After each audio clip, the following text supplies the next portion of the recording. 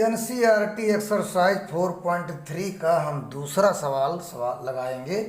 Find the roots of the quadratic equation given number question number 1 above by applying the quadratic formula. देखिए, अभी तक जो हमने question number 1 के सवाल लगाए थे वो कंप्लीटिंग द स्क्वायर के मेथड से लगाए थे, लेकिन अब उन्हीं सवालों को आपको जो है क्वाड्रेटिक फार्मूला से लगाना पड़ेगा।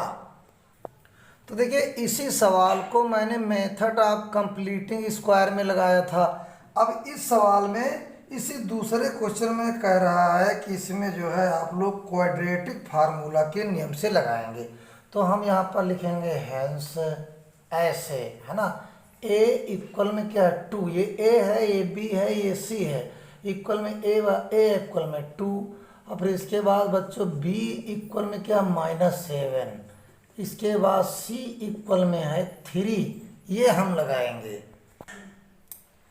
अब यहाँ पर एक फार्मूला है d इक्वल में b² - 4ac। तो इसके कई नियम होते हैं।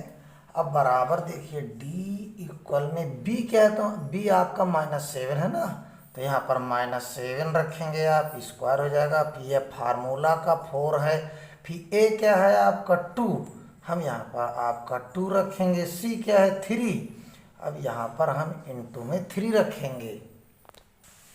फिर बच्चों यहाँ पर देखिए 7 7 जा 49 हो जाएगा, और 4 2 जा 8 8 3 जा 24 आया। तो यहाँ पर आप आंसर क्या आएगा, 9 में 4 गया 5, 4 में 2 गया 2, यानी प्लस के जो है ये 25 आया। जो कि अगर मान लिया 0 से इसकी कंपेरिजन करोगे तो आपका 25 बड़ा है ना। 0 से ये बड़ा है, क्योंकि अगर निगेटिव आता, माइनस में आता तो 0 से कम रहता, ये 0 से बड़ा है। तो अब हम समझ गए कि जो है 0 से 25 इसलिए बड़ा क्योंकि पॉजिटिव में आया है। तो so the given equation has real roots given by x equal में -b ± √d और 2a। तो बच्चों यहाँ पर हम आगे लगाएंगे। तो अब हम x की वैल्यू निकालेंगे, तो ये -b आया। अब b की वैल्यू क्या है, ये -7। तो ये तो फार्मूला वाला माइनस है, और इसके बाद हम फिर 7 यानी b की वैल्यू -7 रखेंगे। ये माइनस फार्मूला वाला है, और ये माइनस आपका जो -7 था। और यहाँ प्लस और माइनस और √d कितना है, d की वैल्यू आपका है 25। हम यहाँ पर 25 लिखेंगे। फिर इसके बाद यहाँ 2 फार्मूला का a की वैल्यू क्या थी आपकी 2, हम यहाँ पर 2 रखेंगे। कितना बढ़िया सवाल। तो x बराबर आपका आ जाएगा। अब देखिए, ये माइनस और ये माइनस माइनस क्या हो जाएगा, +7 हो जाएगा। और फिर यहाँ पर देखो प्लस और ये माइनस। अब यह √25 है, या √25 तो यहाँ पर 5 हो जाएगा, और अपान में 2 2 जा 4। कितना बढ़िया सवाल।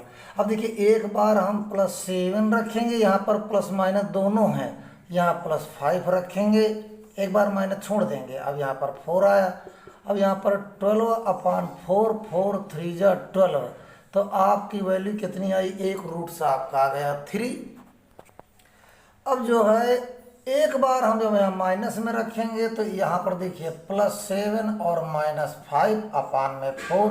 फिर इसके बाद 7 में 5 गए, 2 आया, यहाँ पर 4 आ गया। 2 1 जा 2 2 2 जा 4, यहाँ पर 1/2 आ गया।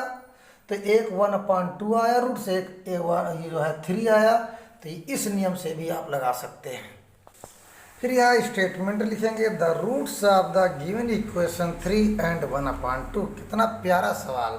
और वीडियो को बच्चों लाइक कर दीजिए, सब्सक्राइब कर दीजिए। धन्यवाद। अगला सवाल बच्चों है, the given equation is 2x² + x - 4।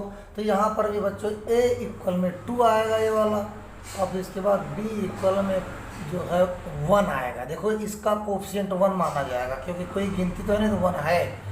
अब इसके बाद c बराबर -4 आ जाएगा। बहुत बढ़िया।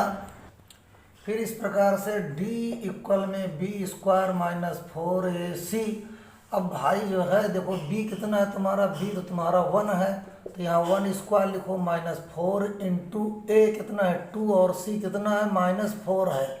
इसके बाद बच्चों 1 1 जा 1 होगा, माइनस माइनस प्लस हो जाएगा यहाँ पर, 4 2 जा 8, 8 4 जा 32 बराबर कितना आया 33। लेकिन एक बात है यहाँ पर बच्चों 33 ग्रेटर देन 0, ये पॉजिटिव आया ना, तो ये 0 से आपका बड़ा है।